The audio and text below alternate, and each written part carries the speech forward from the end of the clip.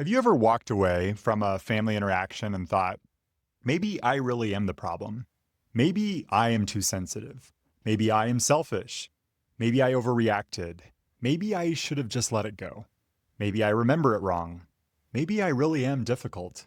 Maybe everyone else is right. And if you've had that thought enough times, eventually something deeper can happen. And that is you stop trusting yourself. You stop trusting your memory. You stop trusting your instincts. You stop trusting your boundaries. You start second guessing your emotions. You start asking everyone else what they think before you decide what you think. And sometimes, without even realizing it, you begin outsourcing your own reality. Now, why does this happen? Why do dysfunctional family systems create so much self-doubt? Why are thoughtful, conscientious people often especially vulnerable to it? And how do you rebuild self-trust without swinging to the opposite extreme and deciding that you are always right? That's what we're talking about today. I'm John LaFront, and this is Cleave Answers, a series where we talk about difficult family relationships, boundaries, marriage, estrangement, reconciliation, faith, and of course, healing through both a psychological and spiritual lens. And if you've ever found yourself asking, am I crazy? Am I selfish? Am I the problem? Well, this conversation is for you. So let's jump into it. All right. Now, most people do not wake up one morning and suddenly stop trusting themselves. It usually happens slowly. Maybe every time you were hurt, someone told you that you were too sensitive. Every time you disagreed, you were told that you were dramatic. Every time that you said no, you were called selfish. Every time you brought up something painful, you were told you were holding a grudge. Every time you remembered something differently, someone insisted that you had it wrong. And every time you reacted to mistreatment, the focus shifted to your reaction. And over time, you learn something. My perception may not be trustworthy. Now that is a powerful message, especially when it comes from the people whose opinions mattered most to you in your family. Now, one of the fastest ways to create self-doubt is to repeatedly tell someone that their feelings are wrong. Not just inconvenient, but wrong. You shouldn't be upset. You're making too much of this. You always take things personally. You're so emotional. Now, to be clear, feelings are not always facts. Feeling rejected does not prove someone rejected you. Feeling criticized does not prove criticism was intended. Feeling unsafe does not automatically mean you are in danger. So emotional maturity includes examining our feelings. But there is a difference between helping someone examine their emotions and teaching them to distrust every emotion that they have. Now, if your emotional response is dismissed every time it inconveniences the family, eventually you may stop asking, what is this feeling trying to tell me? And you start asking, what is wrong with me for feeling this? And that is a very different question. Now, conscientious people can be easy to destabilize. And this is an important point that I want you to pay attention to. People who are reflective, empathetic, and willing to take responsibility are often the easiest people to make doubt themselves. Now, why is that? Because they are already asking, what part of this is mine? And that is healthy. But in an unhealthy system, that humility can be exploited. Someone says, you really hurt mom, and you immediately think, gosh, maybe I did. Someone says, you've changed, and you think, maybe I have. Someone says, you're the one causing all of this tension, and you think, maybe I am. The difficult person may never ask those questions, but the conscientious person does. And suddenly, the person with the greatest capacity for self-reflection becomes the one carrying the most blame. Now, if everyone disagrees with you, you should pause. I really want to add some nuance here. If everyone in your life is telling you the same thing, well, that matters. You should pay attention to it. But if multiple trustworthy people independently say, you are being harsh, you are overreacting, you are crossing boundaries, you should listen. Self-trust does not mean dismissing feedback. That would not be healthy. But here is the key question. Are these independent voices, or are they part of the same family system repeating the same narrative? That distinction matters, and it is very important. If you have 5 people repeating one story, that does not automatically make it 5 independent data points. Families influence each other. People share information. People take sides. People align with whoever has more power. People repeat language.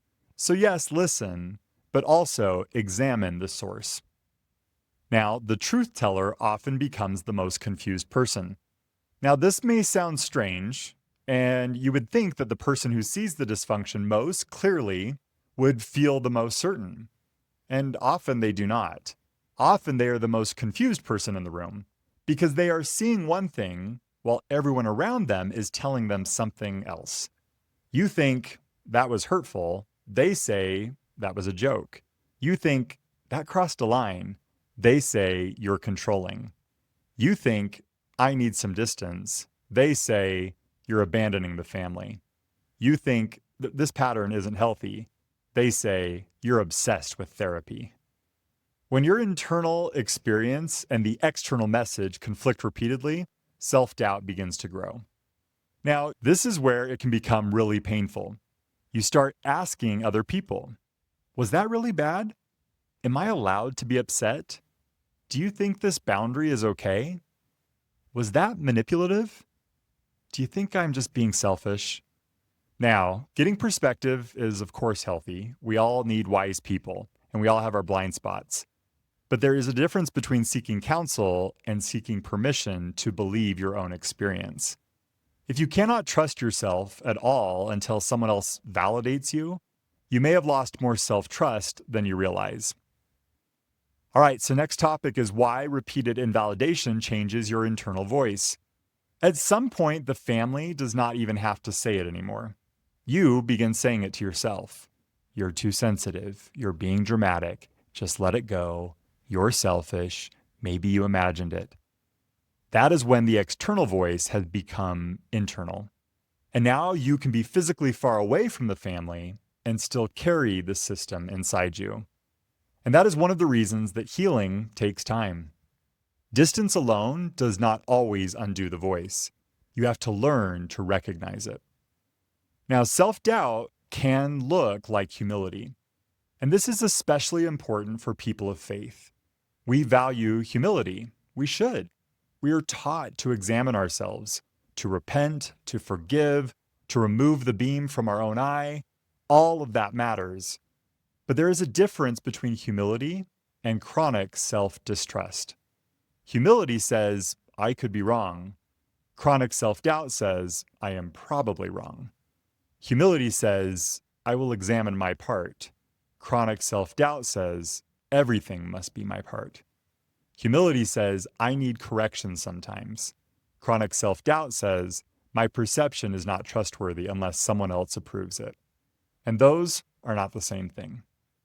Now, you can be wrong sometimes and still trust yourself. This is a really important paradox. Self-trust does not mean believing that you are always right. In fact, healthy self-trust includes knowing I can be wrong and still be okay. I can misread something and correct course. I can apologize. I can change my mind. I can receive feedback. I do not need to be perfect to trust myself. That is healthier than trying to achieve certainty. You're not trying to become infallible. You're trying to become grounded. So, start with what you know. If you are rebuilding self-trust, start small. Ask, what do I actually know? What do I directly observe? What was said? What happened afterward? What am I assuming? What am I interpreting? What might I be getting wrong?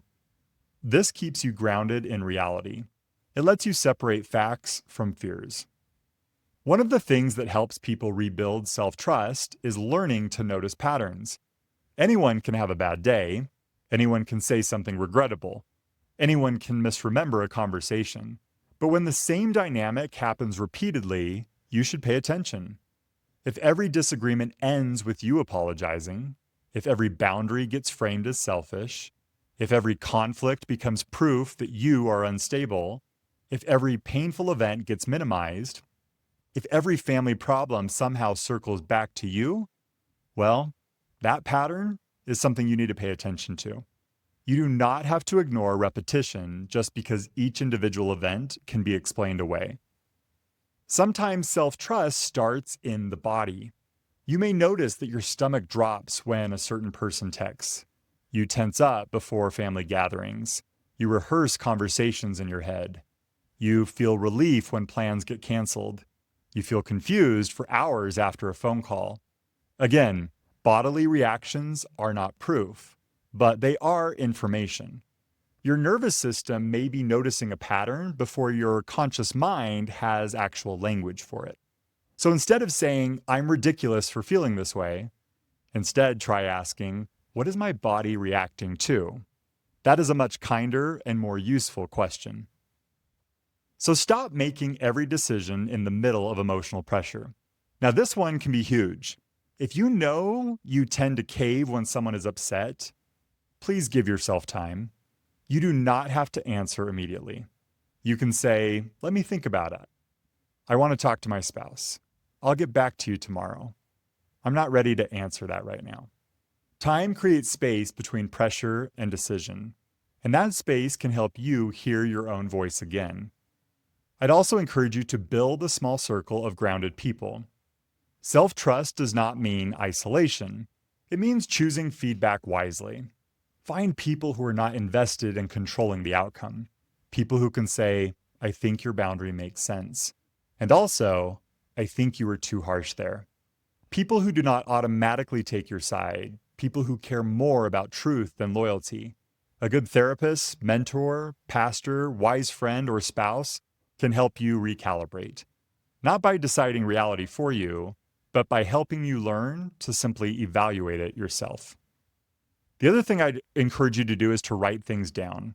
Journaling can be incredibly grounding, especially if you frequently walk away from conversations feeling confused. Write down what happened, what was said, how you responded, what you felt, what you wish you had done differently. Then revisit it later when you are calm. You may notice that your perception changes when the emotional pressure is gone, and that can teach you a lot. The other thing I'd encourage you to do is to stop asking, am I the problem? This may sound strange given the title of this episode, but I think this question is often too broad. Am I the problem? That turns your entire identity into a verdict. A healthier question is, what part of this problem belongs to me? That is much more useful. Maybe 20% belongs to you. Well, own that. Maybe 50%. Own that. Maybe you made a mistake. Repair it. But do not turn a specific behavior into a global identity. There is a huge difference between I handled that badly and I am the problem. One creates accountability, the other creates shame. Now, accountability is specific. This connects back to the scapegoat conversation that we had earlier this week. Healthy accountability is specific. You said this, you did this, that hurt me, you need to repair it. Chronic blame, however, is global. You ruin everything. You're impossible. You're the reason the family is divided. Those statements are not useful because there is nothing concrete to repair. If you're trying to figure out whether criticism is healthy, instead you can ask, can I identify the specific behavior? Can I make a specific repair? Or am I being assigned a character? That distinction can protect you from unnecessary shame. Now, you do not need to argue yourself into certainty. Now, some people get stuck trying to prove to themselves that they are definitely right. You do not need to do that. Sometimes the healthiest conclusion is, I may not know exactly what their intent was. I may not remember every detail. I may have made mistakes too. And I still know this relationship does not feel healthy right now. That can be enough. You do not need a courtroom verdict before you make a wise decision. Now, self-trust should make you more accountable, not less. Now, this is how you know you are rebuilding it in a healthy way. Healthy self-trust does not make you defensive. It makes you more capable of hearing feedback because your entire identity is no longer threatened by being wrong. You can say, you're right, I handled that poorly, without collapsing into, I knew it, I'm terrible. That is growth. and you are allowed to have a different perspective. Sometimes families equate disagreement with disloyalty, but two people can love each other and remember something differently. Two people can love each other and interpret a situation differently. You are allowed to say, that is your perspective, mine is different. You do not have to force them to agree. You do not have to abandon your own experience to preserve connection. Now, what does rebuilding self-trust actually look like? It looks like slowing down, honestly. Checking the facts, listening to your body, seeking wise counsel, owning specific mistakes, watching patterns, setting small boundaries, tolerating someone else's disappointment, changing your mind when new information comes in, and gradually learning, I can handle being wrong. I can handle someone disagreeing with me. I can handle disappointment. I can make decisions without everyone approving them. That is self-trust. Now let's talk about faith and self-trust. For Christians, this is not about making yourself the ultimate authority. It is about learning to steward the mind, your conscience, wisdom, and agency that God gave you. In this case, prayer matters, scripture matters, wise counsel and humility both matter. But fear should not be your compass. Shame should not be your compass. Someone else's anger should not be your compass. Sometimes we become so afraid of being selfish that we become willing to ignore everything inside us. I do not think God asks us to abandon discernment in the name of humility. Now, the goal is not certainty, and I've shared this earlier this week as well, but I want to end with this. The goal is not to become a person who never doubts yourself ever again. Some doubt is, of course, healthy. It keeps us humble. It keeps us teachable. The goal is to stop automatically assuming that your perception is wrong whenever someone else is upset. To stop outsourcing every decision. To stop treating guilt as proof. To stop confusing humility with self-erasure. You can be open to correction and still trust yourself. You can admit mistakes and still trust yourself. You can hear someone else's perspective and still trust yourself. And you can change your mind and still trust yourself. That is what grounded self-trust actually looks like. So, if you've spent years asking, maybe I'm the problem, I want you to try a different question. What part of this belongs to me? Own that part fully, apologize where you need to, repair what you can, stay humble and teachable, but do not automatically carry what belongs to everyone else. You are allowed to trust your own experience. You are allowed to notice patterns. You are allowed to say no. You are allowed to make decisions without unanimous approval. And you are allowed to learn from your mistakes without turning yourself into the villain. If this resonates with you, let me know in the comments. Have difficult family relationships ever made you question your own judgment? And what helped you start trusting yourself again? If you are navigating difficult family relationships, boundaries, estrangement, reconciliation, marriage, faith, or healing, I encourage you to subscribe to this channel for this Cleave Answers series. And if you have not watched the other videos in this series, go back and watch them. We talk about why dysfunctional families turn against the person who tells the truth, why dysfunctional families need a scapegoat, why dysfunctional families protect the most difficult person, why dysfunctional families punish the person who sets boundaries, and why dysfunctional families rewrite history. Because when you understand the system, sometimes you finally understand why you spent so long questioning yourself. Until next time, you do not have to be certain about everything in order to trust yourself. I hope you have a great day.